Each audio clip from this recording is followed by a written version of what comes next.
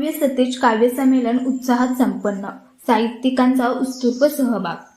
माननीय आमदार सतेज उर्फ बंटी पाटील यांच्या वाढदिवसानिमित्त आयोजित करण्यात आलेले भव्य सतेज काव्य संमेलन शनिवार दिनांक 11 एप्रिल 2026 रोजी राजश्री शाहू स्मारक भवन, दसरा चौक, कोल्हापूर येथे उत्साहपूर्ण वातावरणात पार पडली।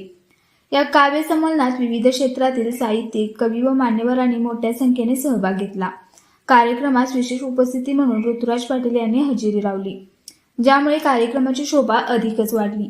सहभागी साहित्यिकांनी आपल्या काव्याद्वारे सामाजिक, सांस्कृतिक व प्रेरणादायी विषयावर प्रभावी मांडणी केली। यावेळी उपस्थित प्रेक्षकांनी काव्याचा मनसोक्त आनंद घेतला। कार्यक्रम दरम्यान विविध साहित्यिक व पुरस्कारप्राप्त मान्यवरांचा सन्मान करण्यात आला। या संमेलनामुळे नवोदित कवींना एक व्यासपीठ मिळाले असून साहित्य क्षेत्राला चालना मिळाली आहे। नमस्कार, मी सौ मेधा विद्याराज माळकर, सहाय्यक शिक्षिका कोल्हापूर। आज या ठिकाणी सतेज काव्य मंच अंतर्गत आदरणीय मंत्री साहेब सतेज पाटील यांच्या वाढदिवसानिमित्त हे काव्य संमेलन आयोजित केलेलं आहे। या ठिकाणी मी या काव्य संमेलनामध्ये निमंत्रित कवी म्हणून सहभागी आहे। या ठिकाणी मी सतेज वाट नावाची माझी कविता सादर करणार आहे। योगायोगानं साहेबांचे फॅमिली मेंबरची नावांचा उल्लेख करत मी त्यांची कविता त्यांच्यावरती आधारित कविता सादर करणार आहे। आणि नक्कीच एक वेगळा सशस्त्र उपक्रम साहेबांनी आपल्या वाढदिवसानिमित्त आखला आणि आमच्यासारख्या कलाप्रेमी, साहित्यप्रेमीने एक चांगलं उदाहरण दिलं या उपक्रमामुळं। त्यामुळे एकूणच संयोजकांचे, सर्व उपस्थितांचे, मान्यवरांचे आणि सर्वांचे आभार आणि पुन्हा एकदा साहेबांना वाढदिवसाच्या खूप खूप शुभेच्छा। नमस्कार, मला आज सत्यशोधक राष्ट्रीय पुरस्कार झालेला आहे। मी लाभोळकरांच्या ऑफिसमध्ये कर्बीर शाखेचा कार्याध्यक्ष म्हणून 15 बाबांचा पदार्पण केलेला आहे। 22 महिलांच्या गटा काढलेल्या आहेत। 5,000 तर्फांना योगदान दिलेलं आहे। सगळा आणि सगळ्याचा नियम आहे।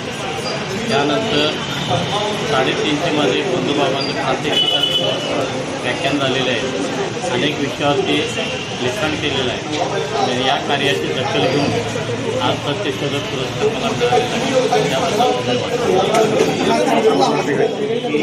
मला मिळालेला आहे। वैद्यकीय क्षेत्रामध्ये कोरोना युद्धात 25 वर्ष कार्य केलं आहे।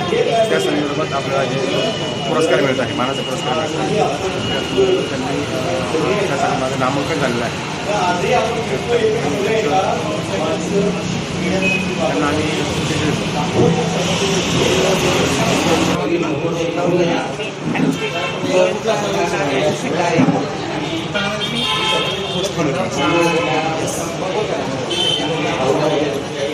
मी पुणे शिवाजीनगर न्यायालय येथे ॲडव्होकेट म्हणून प्रॅक्टिस करते।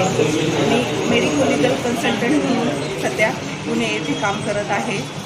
तसेच सामाजिक क्षेत्रामध्ये माझ्या योगदानाबद्दल आज मला डॉक्टर बाबासाहेब आंबेडकर विचार गौरव प्रेरणा पुरस्कार मिळत आहे। त्याबद्दल मी भारतीय विचार मंचाचे खूप आभारी आहे। हा पुरस्कार घेताना आज मला खूप आनंद होत आहे, कारण की या पुरस्काराची श्रेय माझे जन्मदाते आई-वडील तसेच ज्यांनी मला बाबासाहेब आंबेडकरांबद्दल तसेच सर्व भारतीय महामातांबद्दल विचार करण्याचा प्रयत्न केला। तसेच आतापर्यंत मी जे काही शिक्षण घेतले त्याचा समाजासाठी उपयोग होण्यासाठी प्रयत्न करत आहे व प्रयत्न करत राहणार आहे। मी नेहमी समाजात काम करते। मी लहान मुलांसाठी लैंगिक शिक्षणाचा प्रचार प्रसार करते। तसेच अवयदान व नेत्रदान याबद्दल पण प्रशिक्षण व माहितीचे काम करत असते। तसेच त्यासोबतच मी विहारामध्ये धम्मदानाचे काम करत असते। एक धम्मसेवक म्हणून मी काम करते व वकील म्हणून काम करत असताना समाजामध्ये बऱ्याचशा गरजू लोकांना मोफत कायदेविषयी सल्ला व मोफत केसेस लढत असते त्यांच्या। त्यामुळं आज हा पुरस्कार घेताना मला त्या केलेल्या कामाची कृतज्ञता वाटत आहे आणि मी त्याबद्दल आभार व्यक्त करते। धन्यवाद। नमस्कार, मी ॲडव्होकेट कल्पना लोहारे, पुणे येथे शिवाजीनगर कोर्टामध्ये मी प्रॅक्टिस करत आहे. त्याचबरोबर मी महिलांसाठी सामाजिक क्षेत्रामध्ये कार्यरत आहे. महिलांच्या विविध प्रश्नांसाठी आम्ही डिबेट्स घेत असतो. त्यांचे प्रश्न सॉल्व्ह करण्याचा आम्ही पूर्णपणे प्रयत्न करत असतो. तर मला असं वाटतं मानवतावादी सांस्कृतिक चळवळ यांनी हा जो आम्हाला या ठिकाणी पुरस्कार प्रदान करण्याचं ठरवलेलं आहे.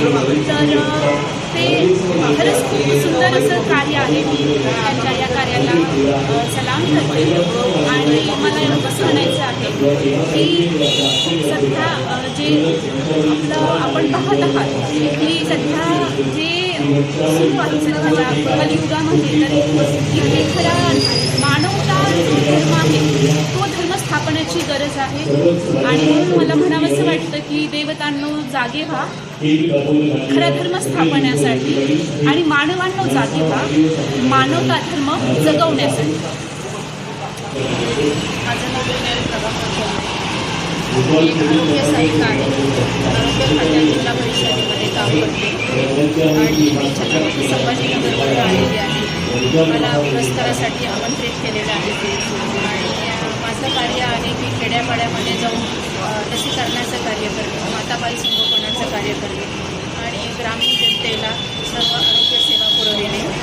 आणि आता लेटेस्टमध्ये आपल्याकडे HPV लस उपलब्ध झालेली आहे. की गर्भाशयाला जो कॅन्सर होतो, गर्भाशयाच्या मुखाला जो कॅन्सर होतो त्या विरोधातली लस आपल्याकडे आलेली आहे सरकारीमध्ये.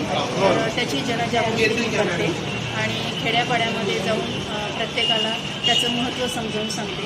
कारण की 100 आपल्याला कमीत कमी 10 केसेस कॅन्सर ग्रस्त दिसू लागलेले आहेत आणि HPV लस सर्वांनी घ्यावी याबद्दल मी आग्रही आहे. राजाराम पुली 14वी गल्ली कोल्हापूर. मी स्वलिखित कविता करते. माझ्या कविता ज्वलंत विषयावर आहेत. बदनाम शायर आणि 20 ते 22 वर्ष मी कविता लिहितोय, मराठी हिंदी गझल लिहितोय. आज मी जी गझल सादर करणार आहे मराठी, त्या गझलचं नाव आहे जगण्याचा छंद मला उरला नाही. आज मी वेदुंद लेखणीतून बरसून गेलो, आता मला जगण्याचा छंद उरला नाही. शब्द अखेरचे मी कागदावर उतरून गेलो, त्या शब्दांवर अधिकार आता माझा राहिला नाही. मुक्त केले स्वतःला तरी शब्दांमध्ये राहून गेलो, मुक्त केले स्वतःला तरी शब्दांमध्ये राहून गेलो. शब्दांना मला निरोप कधी देता आलाच नाही. अर्थ जगण्याचा मी शोधण्यात स्वतःला हरवून गेलो, अर्थ जगण्याचा मी शोधण्यात स्वतःला हरवून गेलो. शब्द सापडले मला पण अर्थ समजला नाही. मुक्त छंदामध्ये मी शब्दांना शब्द जोडत गेलो, मुक्त छंदामध्ये मी शब्दांना शब्द जोडत गेलो. बदनाम शायरला गझलने कधी बदनाम होऊ दिले नाही.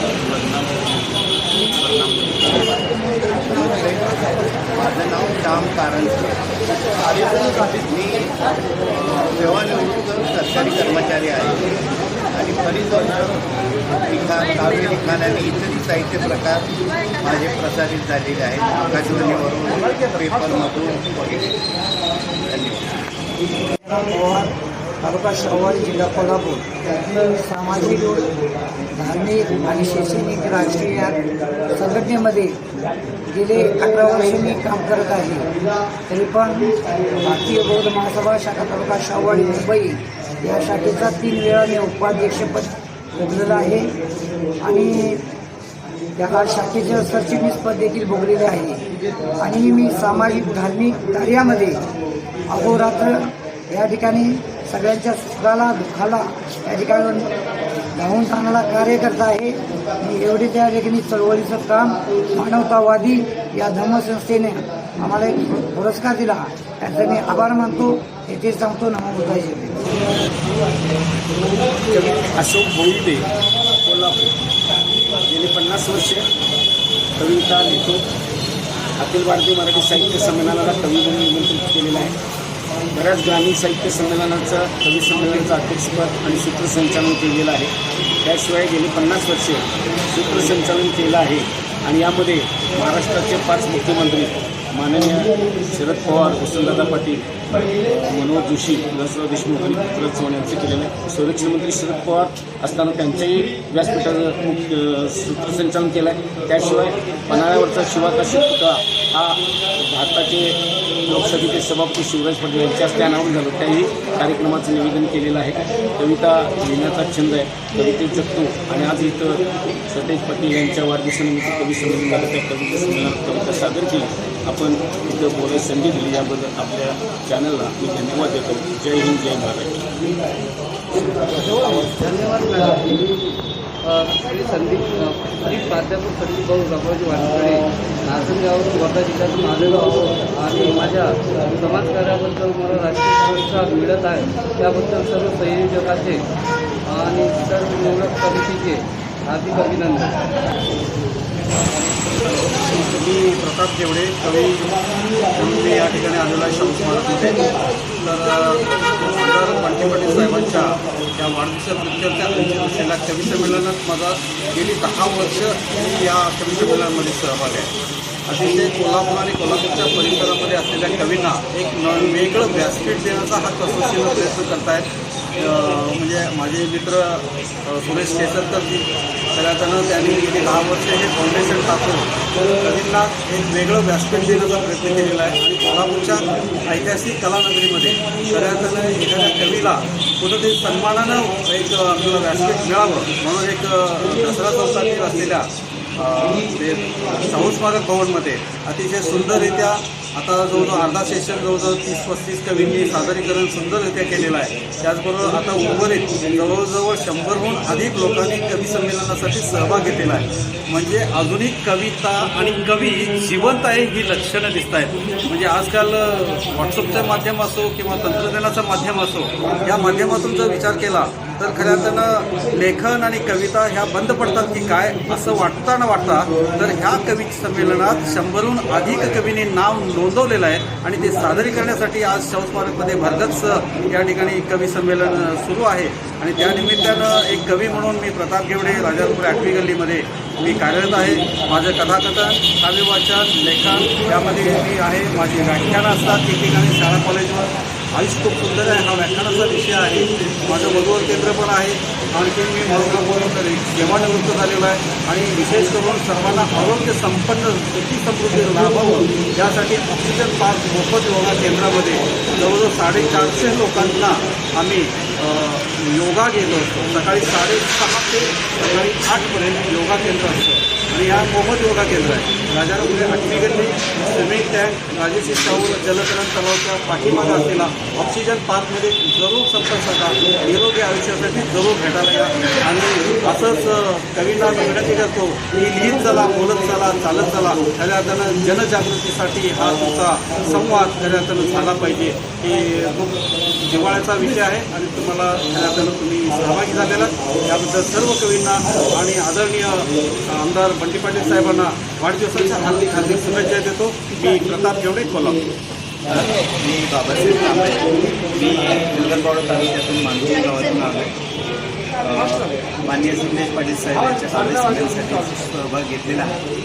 मी आज आनंद मेलेला आहे या काव्यमंती सादर केलेल्या आहेत.